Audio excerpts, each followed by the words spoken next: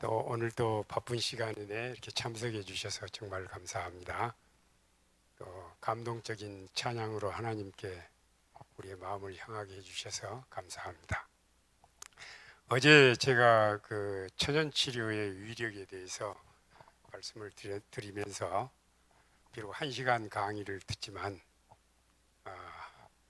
8년 동안 혹은 6년 동안 의과대학 졸업한 것과 맞먹는 공부라고 했는데 믿어지세요? 네, 믿어지시기를 기대합니다. 왜냐하면요,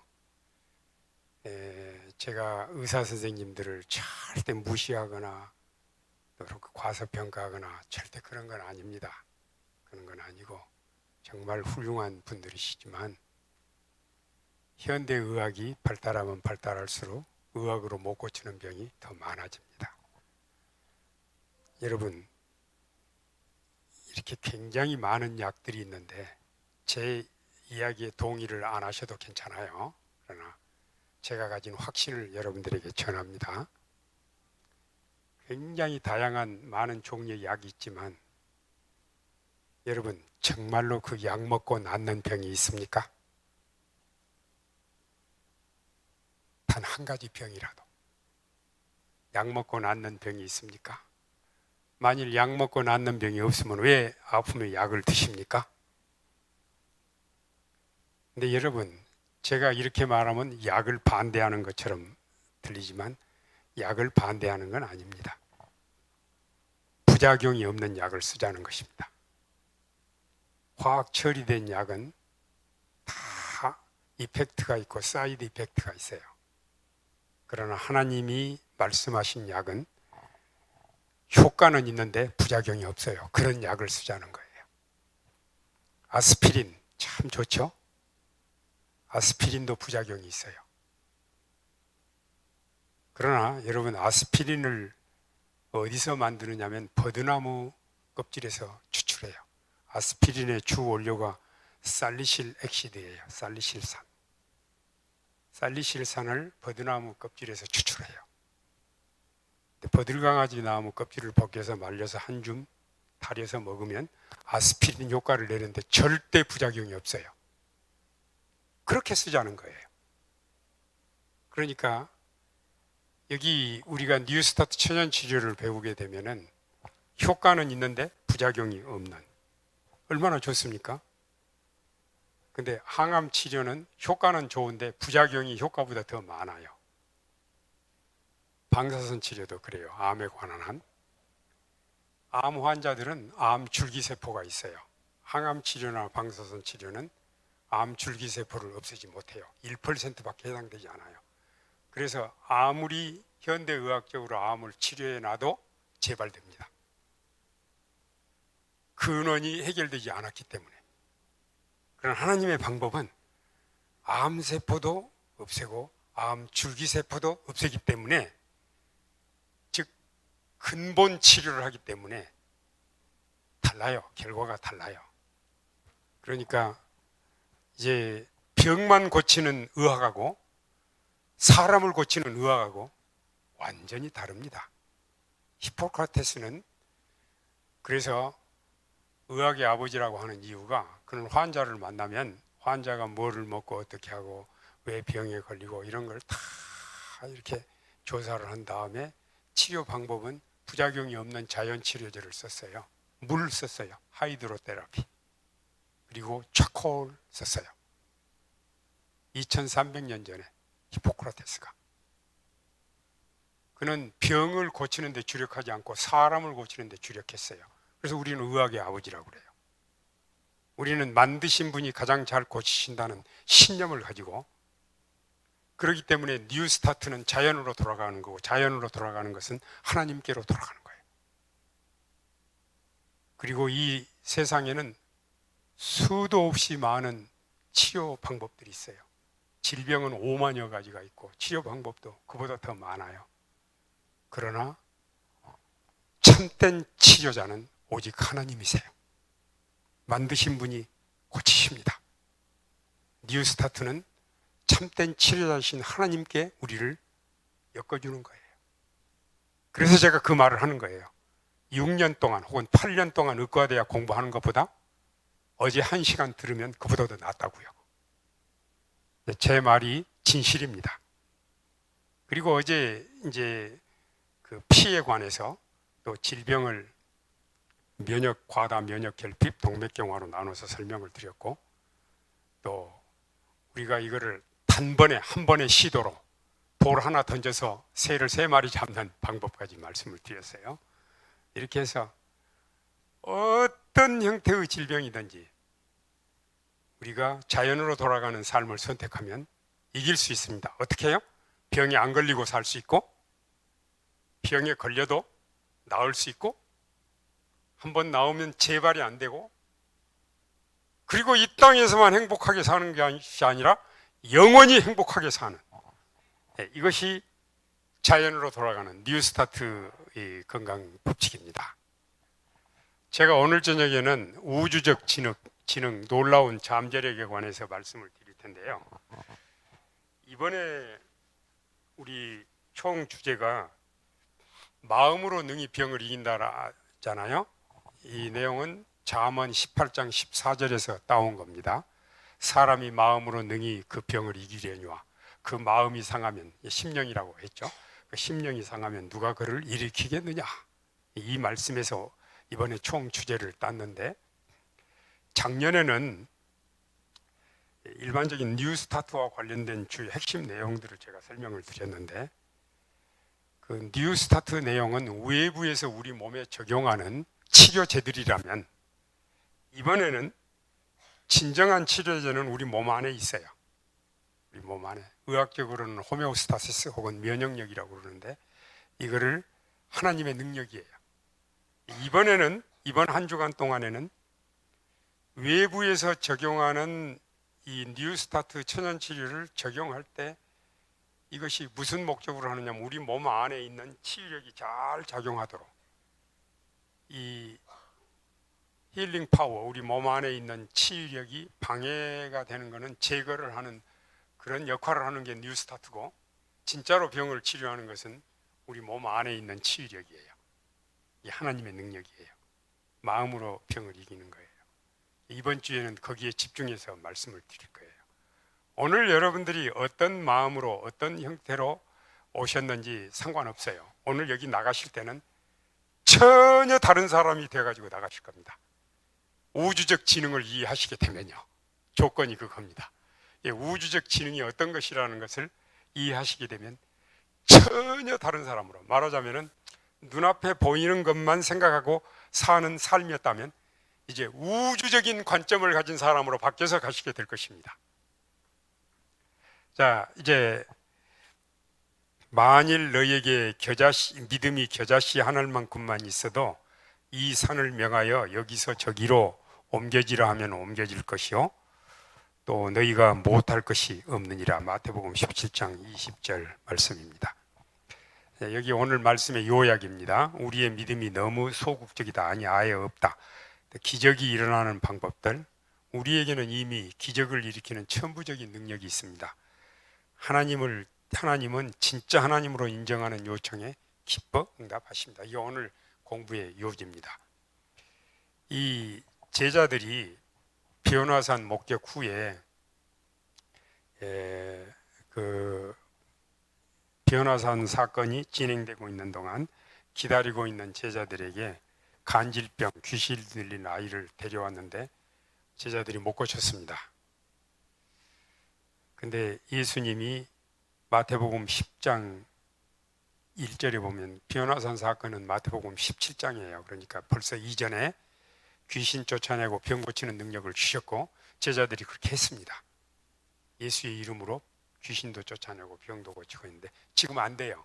근데 이제 예수님이 제자들이 못 고치는 걸 대신해 주셨는데, 예수님은 되는데 왜 제자들은 안 되는가? 전에는 했는데 왜 지금은 안 되는가? 그래서 이것이 의문이었어요. 왜 예수님은 되는데 나는 안 되지? 왜 나도 전번에는 했는데 지금 못하지? 그거예요. 그래서 제자들이 예수님께 여쭙죠. 왜 우리는 귀신을 쫓아내지 못했습니까? 예수님이 너희 믿음이 작은 까닭이다. 겨자씨 한 알만한 믿음만 있으면 산도 옮긴다, 이렇게 말씀하셨거든요. 그러면은 여기 일전에 우리 여수 요양병원의 줄리 박이 방문해서 자기 신앙 경험담을 전하고 깊은 감동을 주고 가셨는데, 그는 아주 평범한 일상 사건 속에서 기적을 경험하면서 사는 분이셨어요. 이분은 여행 가이드예요. 국제적인 여행 가이드. 우리 한국인이신데 코리안 아메리칸이시죠. 이 줄리 박은 되는데 왜 안 되는가?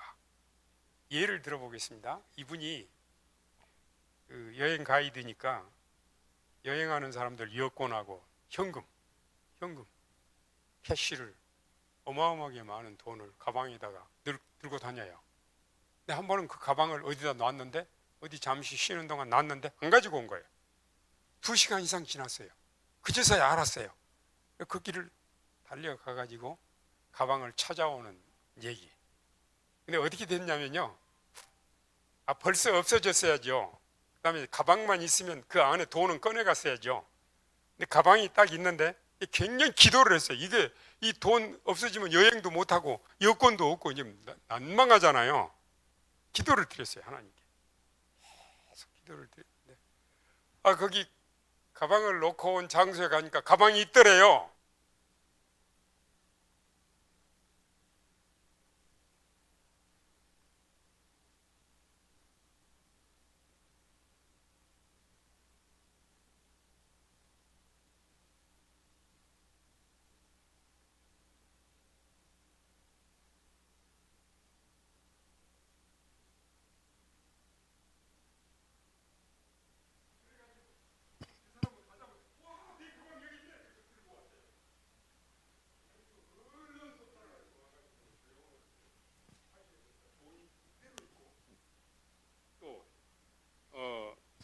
저기 여권도 그대로 있고, 이런 경험을 계속 경험한 이야기들을 며칠 동안 우리에게 들려주는데 너무 깊은 감동을 받았어요.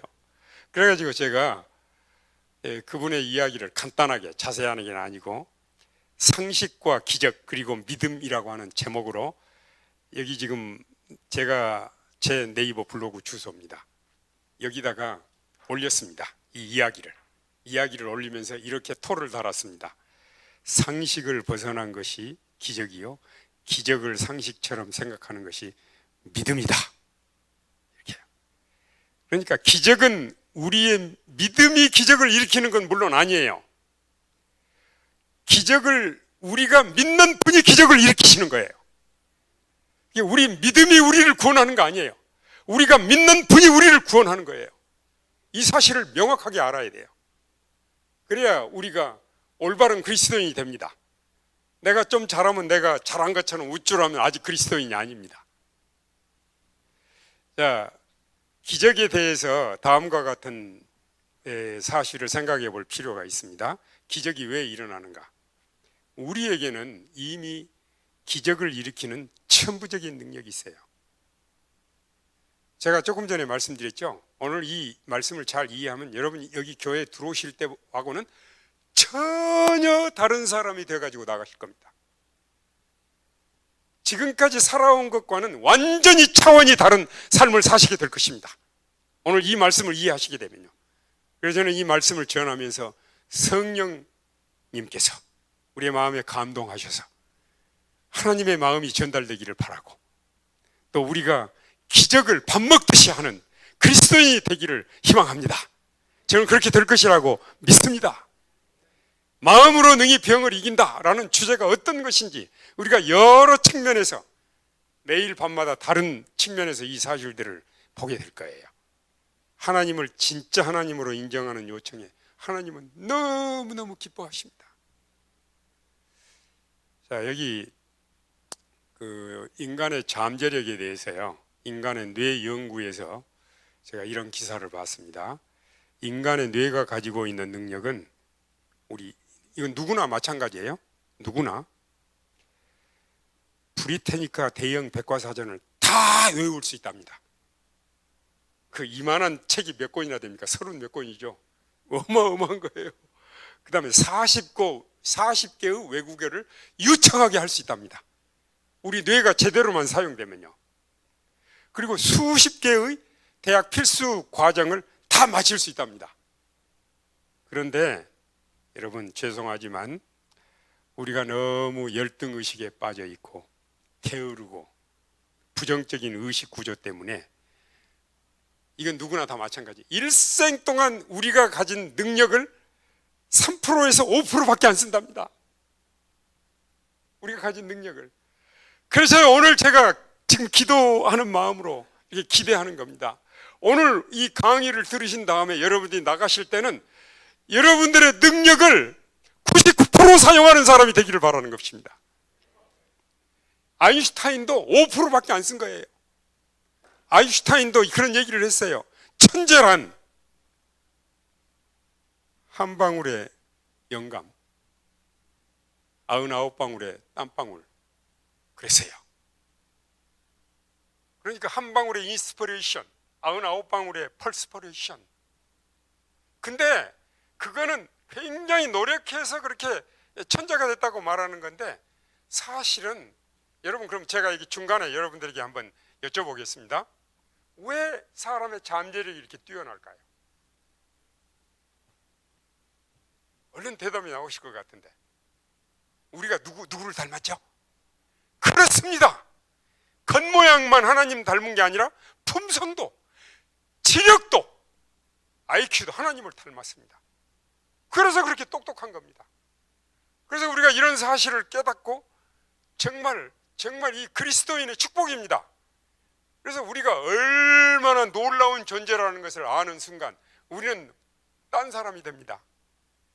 조그마한 가지고 이해상관에 묶여가지고 서로 다툼하고 싸우고 쌈박질하고, 절대 그런 일이 일어날 수가 없어요. 대범하게 됩니다.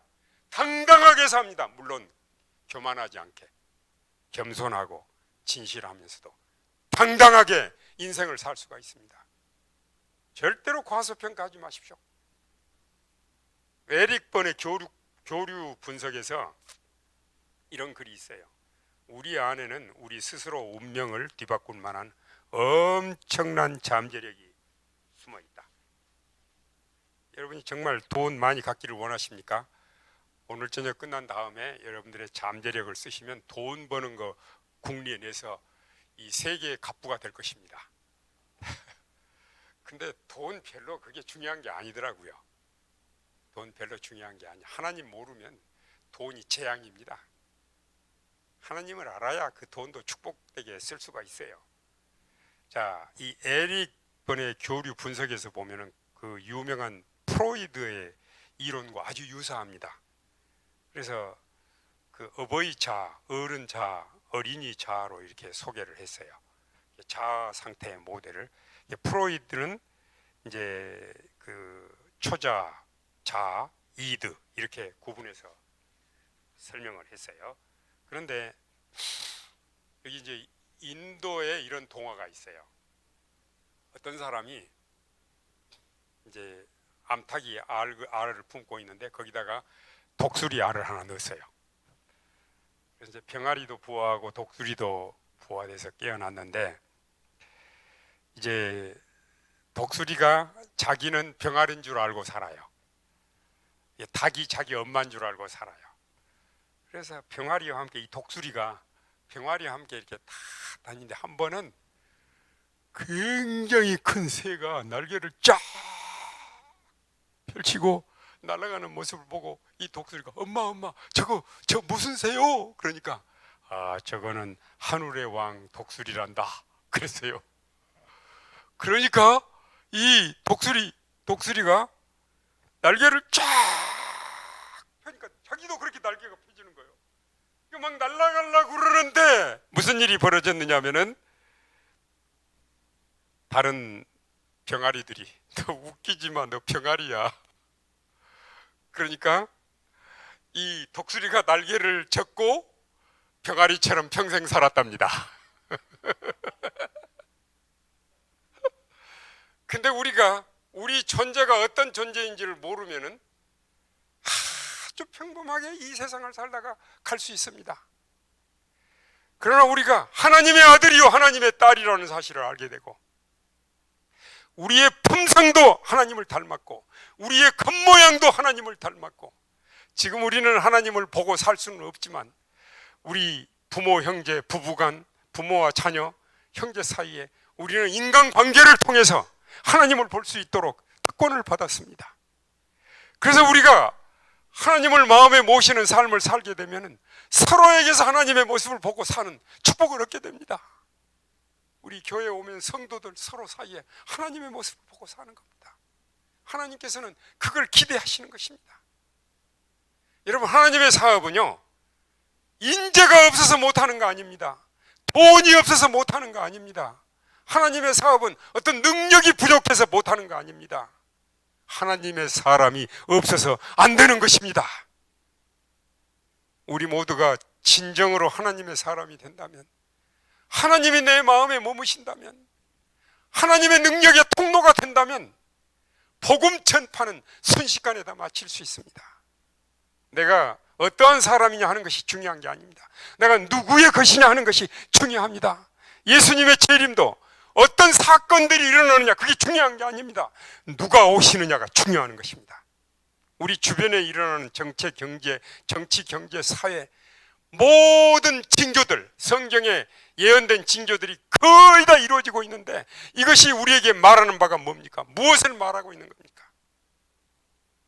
그렇게 위대하신, 그렇게 사랑스러운, 그렇게 자랑스러운, 그렇게 좋으신 우리 주님이 곧 오신다는 것입니다. 곧 오십니다. 여러분, 우리 주님이 곧 오십니다. 여기 월남전 당시에 미군들이 정글을 이제 정탐 중인데 베트콩이 나와서 공격을 받으니까 다 피했어요. 숨었어요. 총성이 다 마친 다음에 나왔는데 4명이. 근데 거기는 차길이 외길이에요. 차를 비킬 수가 없어요. 근데 계속 차를 몰고 정글 속으로 들어가면 죽으러 들어가는 거예요. 그러니까 이게 군인들이 서로 이렇게 눈을 쳐다보면서 말은 안 했지만 딱 통했어요. 그래가지고 바퀴 한 사람씩 가가지고 자동차를 들어서 돌려서 놓고 돌아왔어요. 부대 안전하게 돌아와가지고 신기하잖아요. 너무 신기하죠. 너무 신기해가지고, 야, 우리 여기서 운동장에 왔어요. 여기서 또 한번 해보자. 그래가지고 이 군인들이 바퀴 4바퀴에 서서 트니까 꼼짝도 안 하는 거예요. 여러분, 대답 좀 해주세요. 아까는 됐는데 지금 안 됩니까?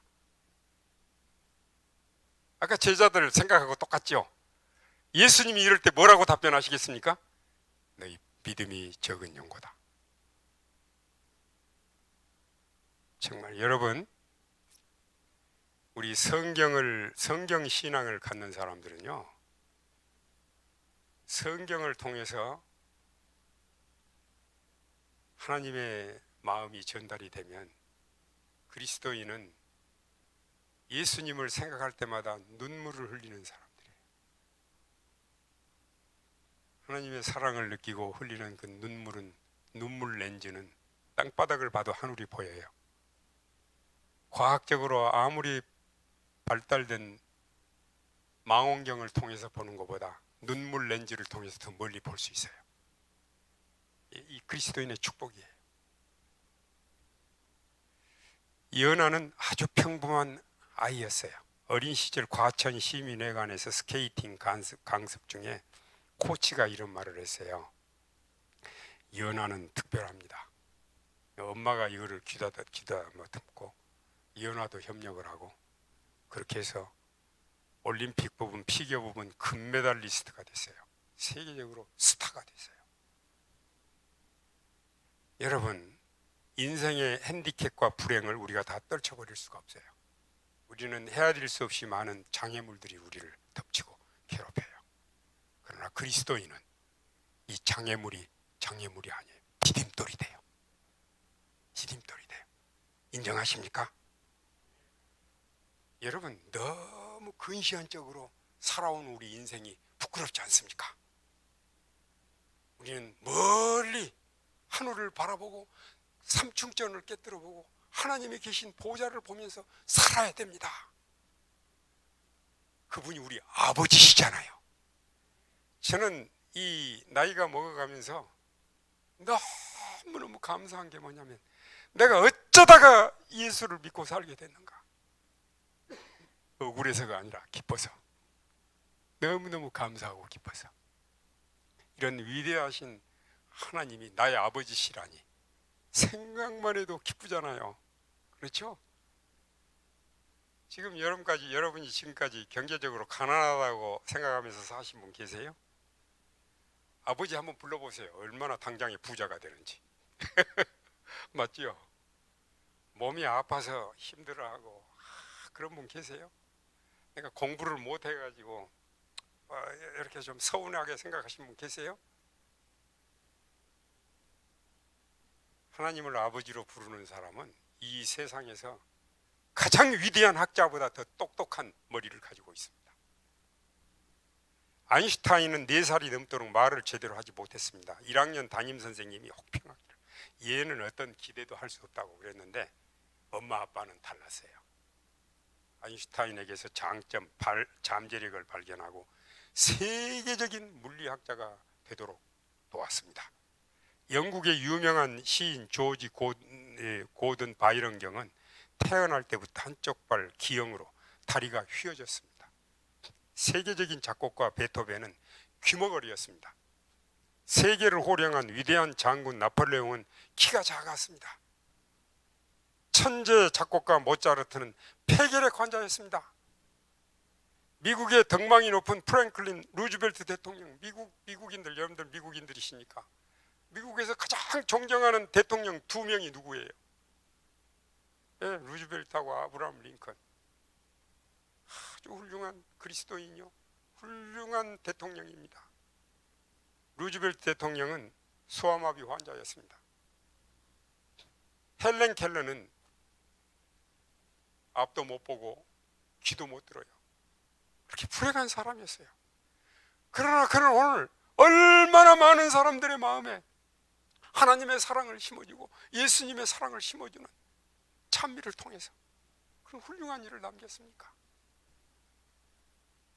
성공은 우연이 아닙니다. 세상에서 가장 불행하고 그리고 불행하게 살다가 그대로 죽음을 맞이할 수 있었던 사람들 앞에 여러 세계 위인들을 제가 거명을 했습니다. 이들이 어떻게 성공했는가 한번 보십시오. 그들은 인생의 핸디캡을 불행으로 끝내지 않고 성공과 행복의 디딤돌로 삼았습니다. 바로 이런 신미안이 필요합니다. 이런 통찰력이 필요합니다. 이런 믿음이 필요합니다. 하나님을 붙드는 믿음. 그래서 저도 손주들을 안고 있으면 우리 손주들이 어쩌면 여기만 잡아당기는지 몰라요. 이렇게 주름살만 여기. 그러면서 내가 거울을 본 내 자신의 모습을 보면 한심스러워요. 겉모양이 늙어가니까. 그러나 고린도후서 4장 16절 말씀처럼 우리의 겉사람은 날로 후패하나 우리의 속사람은 날로 새롭도다. 아멘. 그러면서 용기를 얻습니다. 누가 뭐래도 우리는 하나님의 아들, 딸이다. 이런 생각하면서 용기를 얻고 삽니다. 이 코즈믹 인텔리전스, 우주적 지능이라는 게 있는데 오늘 이게 제목으로 제가 꺼낸 거죠. 우주적 지능. 이 우주적 지능에 대해서 설명을 하면서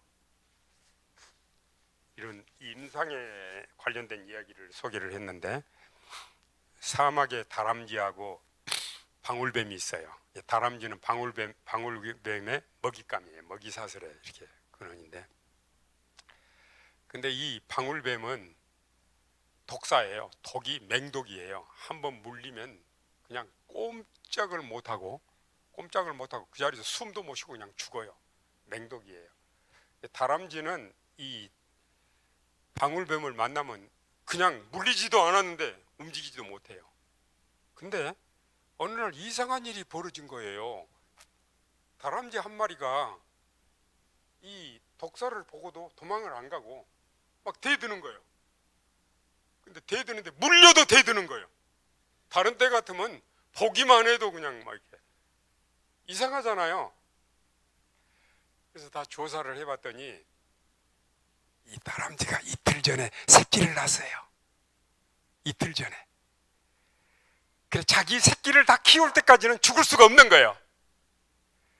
그러니까 자식을 향한 사랑이 독사에게 물려도 그 독사를 해독시키는 물질이 나오는 거예요.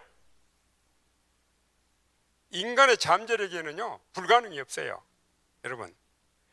그래서 근데 혈액 검사상 이 다람쥐 몸에서 해독 물질이 나오는 거는 새끼가 다 자란 다음에는 안 나와요. 그리고 사막의 다람쥐 개체수가 많을 때는 또 이런 일이 안 일어나요. 그러면 이 우주적 지능이라는 건 뭐냐면요, 다람쥐에게도 방울뱀에게도 다 유익해요. 먹이 사슬이 자연스럽게 유지되도록. 이게 자연의 이치예요. 인간을 포함해서 지상의 생명체들은 무한한 잠재력이 있고 이 잠재력을 조정하는 힘이 있어요. 이것이 바로 하나님의 능력입니다. 이 학자들은 이거를 복잡하게 얘기를 했지만 우리는 그 복잡한 과정을 다 모른다 할지라도 이 우주적 지능, 코스믹 인텔리전스를 조정하시는 분이 우리 아버지십니다. 우리 아빠예요. 우리 아빠가 그걸 다 하세요. 그래서 이런 상황 설명하에서 우리 인간, 특별히 하나님을 믿는 그리스도인은 어떤 일도 행할 수 있는 기적을 일으키는 힘이 천부적으로 부여받은 것입니다. 이 오니쉬 의사 사랑과 생존이라고 하는 책에서 이런 얘기를 했습니다. 우리의 생존이 사랑, 친밀감, 인간관계의 치유력에 의존한다, 이렇게 얘기를 했습니다.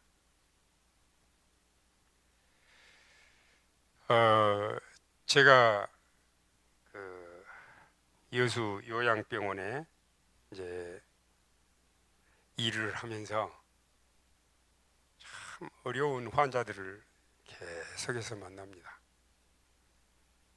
제가 병원에 일하는 동안 거기는 기도하지 않고는 일할 수가 없습니다. 매 순간마다 인간의 한계를 느끼니까요.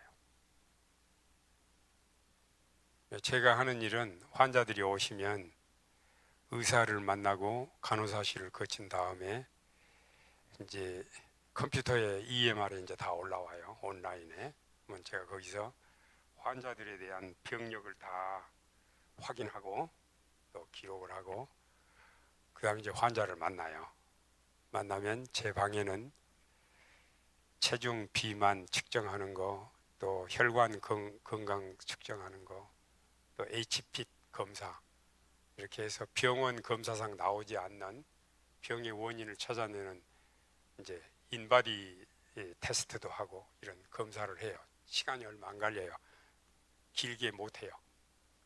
길어야 20분, 30분 안에 다 맞춰요.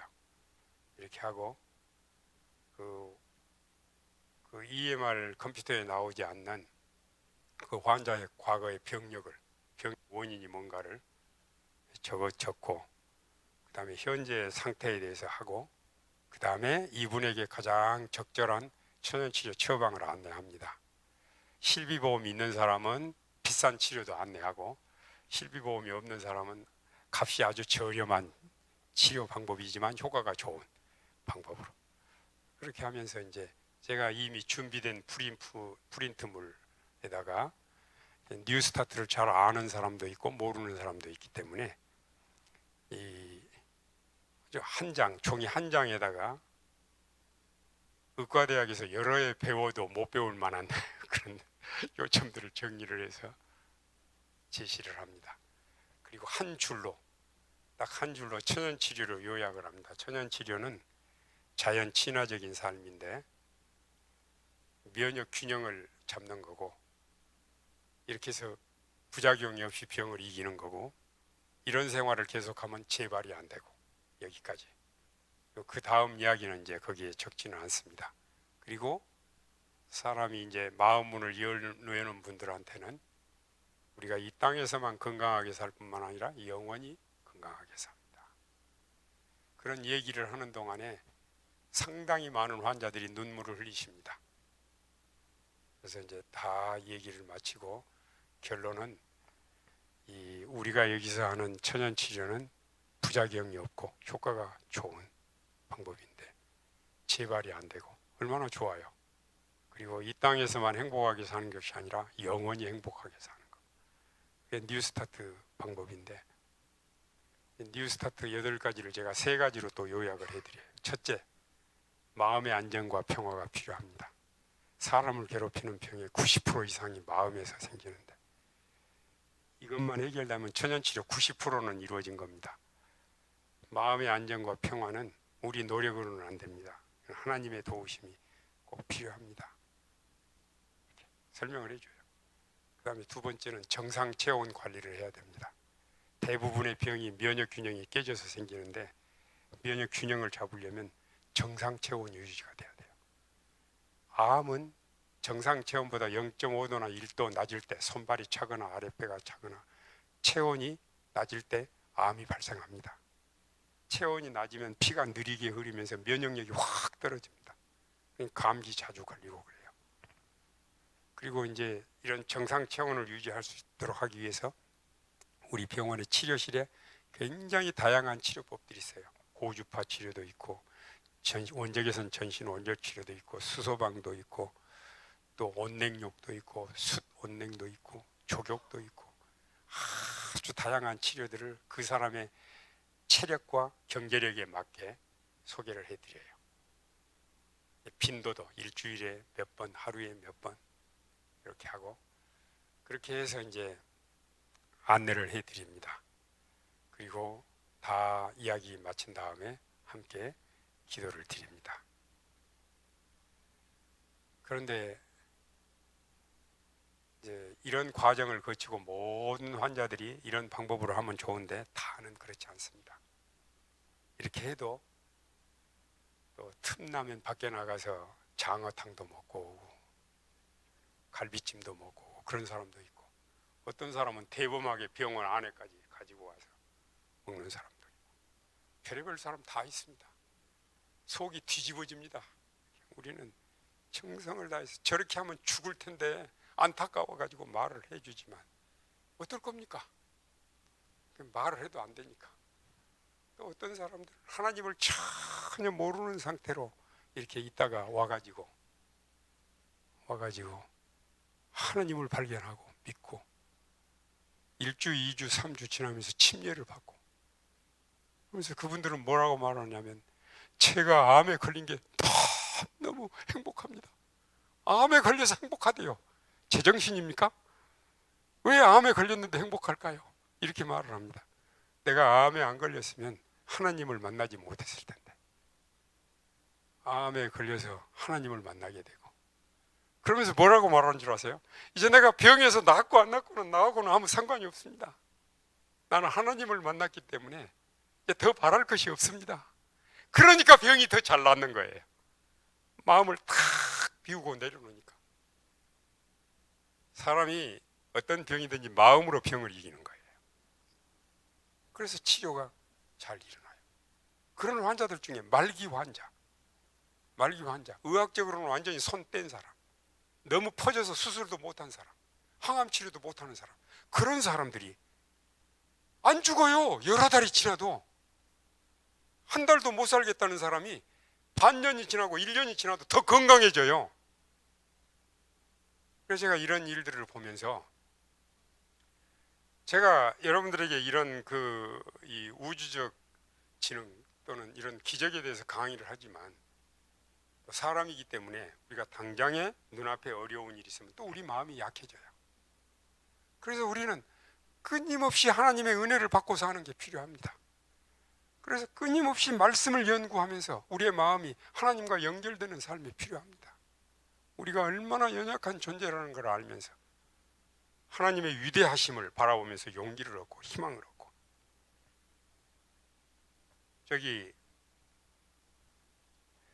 주전 300년경 헬라의 알렉산더 대왕에 대한 이야기를 제가 어느 책에서 봤는데 그는 무력으로 세계를 아주 짧은 시간 안에 세계를 정복하고 인도도 정복을 해가지고 이제 더 이상 정복할 땅이 없어가지고 창자루로 땅바닥을 치면서 통곡했다고 하는 그런 이야기를 들었습니다.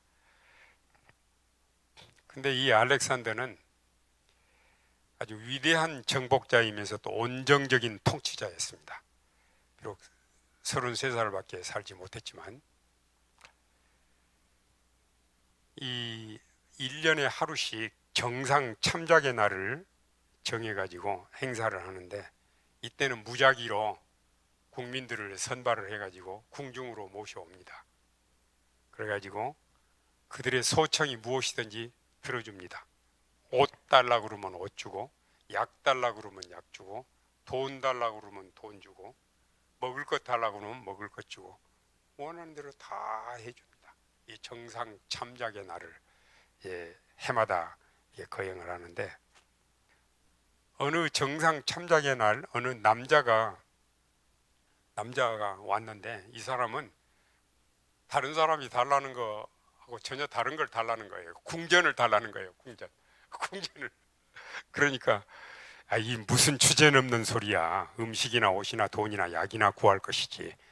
이제 그 환관장이 그렇게 말을 하니까, 이 사람이 저는 축하연을 위해서 큰 연회장이 필요한데, 궁전과 같은 연회장이 필요하고, 그 연회장뿐이 아니라 궁전의 모든 그릇들, 또 궁경의 음식까지 필요합니다.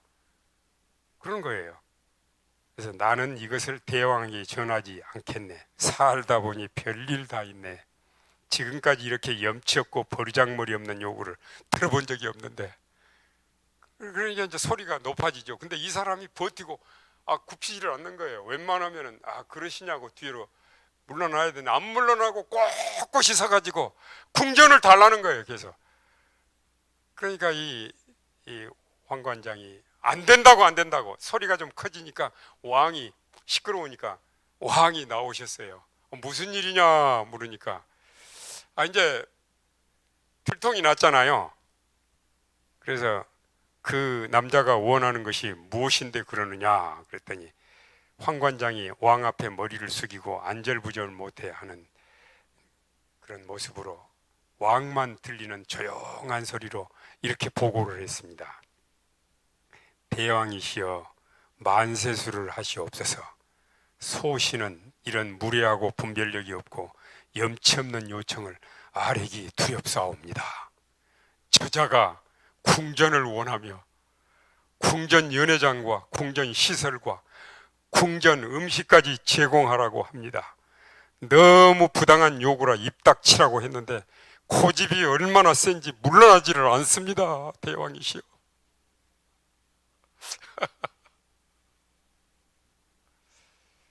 그러니까 왕이 이렇게 안색이 조금 이렇게 고정이 되면서, 잠시 그러면서 왕이 환하게 웃으시면서 이렇게 말하는 거예요. 그 사람의 요청을 허락하노라 그러는 거예요. 그러니까 황관장이 전혀 기대하지 않았던 왕이 대답을 하잖아요. 그래서 충격을 받은 황관장이, 대왕께서 어찌 이 무례한 요구를 허락하실 수 있나요? 그러니까 대왕이 웃으면서 이렇게 얘기를 했습니다. 다른 백성들은 지극히 평범한 요청을 해서 사실 그것들은 아무나 해줄 수 있는 것이다. 그러나 이 남자는 왕이 아니면 할 수 없는 요구를 했다. 그러면서 위대한 말을 한 마리 더 붙였어요. 이 사람은 내가 참으로 왕이라는 사실을 처음으로 느끼게 해준 최초의 사람이다. 이렇게 얘기를 했어요. 존경하는 여러분, 사랑하는 여러분, 오늘 우리 하나님께 이런 부담을 좀 드리고 가시면 어떨까요? 하나님께서 우리를 보실 때 이 사람은 내가 참으로 왕이라는 사람을 처음으로 느끼게 해주는 최초의 사람이라고. 그래서 우리 성경 말씀을 보면은 이 말씀을 다 같이 읽어보실까요? 자기의 아들을 아끼지 아니하시고 우리 모든 사람을 위하여 내주시니가 어찌 그 아들과 함께 모든 것을 우리에게 주시지 않겠느냐. 로마서 8장 32절 말씀. 또 계속해서 읽겠습니다. 너희 중에 아버지 된 자로서 누가 아들이 생선을 달라 하면 생선 대신에 뱀을 주며 알을 달라 하면 전갈을 주겠느냐? 너희가 악할지라도 좋은 것을 자식에게 줄 줄 알거든. 하물며 너희 하늘 아버지께서 구하는 자에게 성령을 주시지 않겠느냐? 누가복음 11장 11절로 13절 말씀이에요. 여러분, 여기서 대단히 중요한 교훈이 있습니다. 우리가 하나님께 어떤 걸 요청을 할 때, 물론 떡을 주십시오, 물을 주십시오, 돈을 주십시오, 땅을 주십시오 이렇게 하실 수 있지만, 인간이 하나님 앞에 구할 수 있는 가장 귀한 선물은 성령이십니다.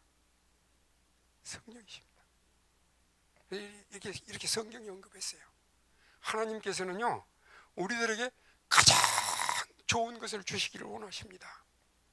예수님께서 이렇게 말씀하셨어요. 만일 너희에게 믿음이 겨자씨 한 알만큼만 있어도 이 산을 명하여 여기서 저기로 옮기라 해도 옮겨질 것이요 또 너희가 못할 것이 없으리라. 예수님이 겟세마네 동산에서 처음에는 이런 기도를 드리셨어요. 아버지시여, 할만하시거든 이 잔을 내게서 옮겨주십시오. 그러나 그는 마침내 이렇게 기도를 했어요. 그러나 내 원대로 마옵시고 아버지의 뜻대로 하옵소서. 제가 내일 저녁에는 하나님에 대한 오해를 푸는 일에 대해서 말씀드릴 거예요. 마음으로 능히 병을 이기려면 우리가 믿는 하나님이 어떤 분인가를 알아야 돼요. 이 세상을 덮고 있는 가장 짙은 구름은 하나님에 대한 오해의 구름이에요. 이 성경 말씀을 다 같이 한번 읽어보겠습니다. 이와 같이 성령도 우리 연약함을 도우시나니 우리가 마땅히 기도할 바를 알지 못하나 오직 성령이 말할 수 없는 탄식으로 우리를 위하여 친히 간구하시느니라. 로마서 8장 26절 말씀. 자, 여러분, 기도 못하는 사람 없죠? 다 기도하실 수 있죠. 근데 왜 그랬어요? 우리가 마땅히 기도를 못하는데 성령이 우리를 위해서 말할 수 없는 탄식으로 기도하신다. 이게 무슨 뜻입니까? 우리가 기도를 못한다는 게 아니라 바르게 못한다는 거예요. 우리는 인간이기 때문에 기도할 때 너무 편협하게 기도해요. 너무 이기적으로 기도해요. 너무 인간적인 욕심만 있어요. 그런 기도 말고 진짜 하나님의 마음을 움직일 수 있는 기도를 하도록 누가 도우신다고요? 성령께서 도우신다고요. 저는 성령 하나님에 대한 성경의 기록을 보면서 이런 생각을 하게 됐어요. 하나님께서는 우리를 살리시기 위해서 우리를 위해서 주실 수 있는 가장 좋은 선물을 주셨어요. 하나밖에 없는 아들. 사실은 하나님이 인간으로 오신 거예요. 자기 생명을 주셨어요. 그런데 하나님은 갈바리에다 십자가를 세우셨어요.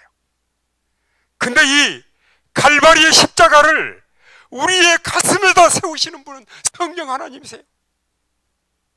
그래서 성령을 구하는 것은 인간이 구할 수 있는 최고의 선물이고 하나님께서 우리에게 주실 수 있는 최고의 선물이에요.